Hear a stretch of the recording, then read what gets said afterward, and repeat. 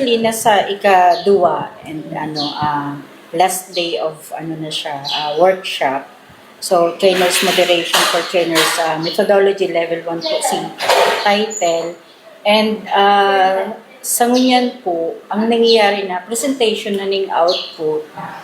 Kasi si objective po kang TM1, shorten kang trainers methodology.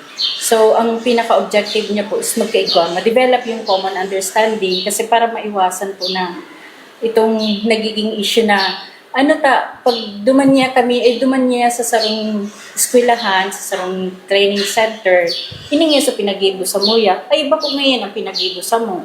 So, para magkaigwa ng standardized na methodology kapag conduct ng training. So, gabos po na participants, gabos siya trainers, private and public. Itong accredited na TESDA school, tapos TESDA school mismo and TESDA training center. So para magkigo siya ng common understanding paano ba nilalarga ang TM1. So yan po ay trainer and assessor kasi si TM1 po actually ang training na po yan para sa mga gusto magtukdo kasi gusto maging assessor. So kung nadadangog po nito si NCNC, so day ka man po pwedeng maging assessor, kumayo kang TM1, day ka din po pwedeng magtukdo, kumayo kang TM1. So yan po si pinaka niya. And dyan po ang nangyayari, pinag-uurulayan, ano ba si mga gabos na kaipuhan, ebidensya para masabing ini talagang kaipuhan nindang manugdan, and kaipuhan nindang i-submit, sabi nga ni kayo sa mga requirements. Kasi yan, ang TM1 po, 33 days yan. Tapos, so ngunyan po, iyan ang ginigibong ni pinagkakasurunduan, ini ba ang mga dapat hanapon, ini ba ang dapat na i-submit, and kumbaga gabos, ba kung may mga forms man po, so yun, sa mga dapat laman nun.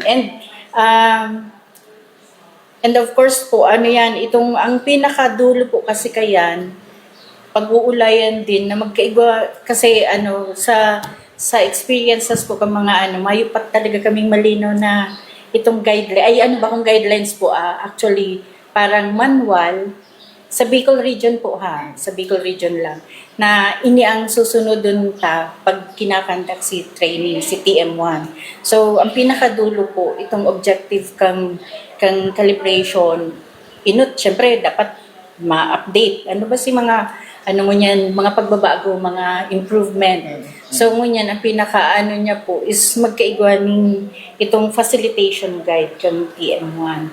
So yan po ang niya, na para at least maiwasan na po itong kalituhan sa mga trainers o sa mga trainees, itong prospective trainees na gusto mag-attend ng TM1 na magkaigwa siya ng comparison. Ay pag dumanya kami sa ibang madalion lang, may aman na pero kumbaga parang dapat gabos niya pag-agihan. Mano dan gabos na mga requirements, mano dan ang TM1 po kasi may parang kung sa ibang po baga may mga subjects. So ang TM1 po may 6 areas man siya. So dapat gabos niya ito mano dan puon po sa paano pagplanuhan, itong pagtukdo, si mga dokumento na kaipuhan, paano mo i-deliver, tapos si facilitate learning session, paano mo na ilarga si training, tapos maintain training facilities, paano mo gamiton si mga equipment. So kaya po may calibration din kasi si lumang version kang ang mga gamit pa telepono, tapos itong sa pag nagpe-present po baga ngunyan day mo na kaipuhan pa ning mga wireless na ngunyan through wifi, mga araw na kayan. So, yan po, i-enhance din po yan. And, ito pong, paano i-maintain si mga gamit. And of course, the facilities. So, pag ika-trainer, sabi nga ni Ken, pag ika-nagtutugdo, dapat tatao ka din kung paano mo i-maintain si orderliness katong workstation o workshop. So yan po, gabos yan, pati paano i-conduct si assessment, kasi sabi nga ni po kang TM1 is trainer assessor. So pag ika naging assessor, so ini din ang dapat mo manudan. So anong po siya, Medyo, basta gabos po iikot sa ano kang, paano ka maging trainer and paano ka maging assessor. So, ngunyan po, ang pinaka dyan, magkaigwaning malinaw na papel. Sabi nga ni Ken, black and white na ebidensya na ini dapat ang gihon kang sarong facilitator kang TM1 mayong sala kumbaga malinaw ang direksyon na aagihan niya para tayo magkaigwang kalituhan sa gabos po. So yun po ang kang purpose kang nangyaring training niya. Opo.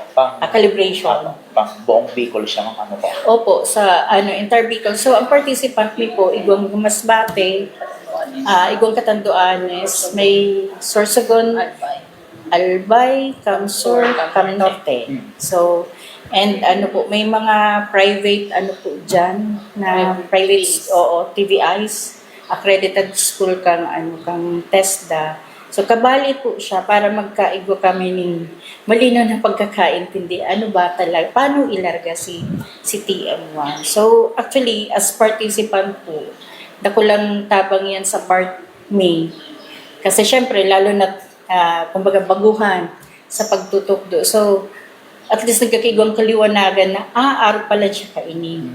Araw pala siya dapat kaini. So, may mga ginagamit pa nga po kaming may mga paglilinaw na inisi test the circular na dapat sunodon, inisi mga forms na dapat mahiling. So, gusto sabihin po, dako lang tabang yan sa mo, para day kami nagkakaigwa ng, ano nga ni si gagamitin digdiar kaini. So, yun po, medyo, nahihiling mi po na siguro mo niya na 2026 mas magiging magayon magiging flow kang mga mangyayaring training kasi tiwala ka na may sarong direksyon, may sarong hero ang klase kang training po kang TM1 sa Inter-Bicol region. Opo. Kaso ano siya, ma'am?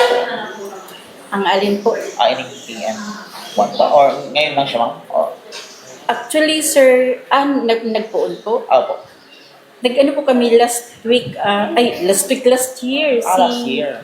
Si inot mi pong Aldaw last year. Opo. So, ang allowed po kasi sa iya is 2 days. So, last year, nakaagi ang sarong taon. December man po si first day mi. Tapos, so ngunyan po is the second day and the last day, presentation na po ka mga outputs. So medyo po kaya medyo multitasking gabos. Kaya kumbaga nagkaigwang araw kadtong arrangement na online muna tapos gibo kang outputs through GCs kang mga participants. So pinag-uulayan mi po kung mga dapat gibuhon. So yun po and ngunyan po ang target po hanggang atyan dapat matapos siya and gabos po gabos na participants po kung ano man po yung napagkasunduan during the calibration pagpipirma po duman sa papel para pag na-finalize na po siya, malinaw na gabos nag-agree, ini ang magiging parang enhancement sa facilitation kang TM1. So, last day po muna. Ano pa, ma'am, ang mga mangyayari ngayon na last day? So, yun po, presentation, sir. Bawat, kami po,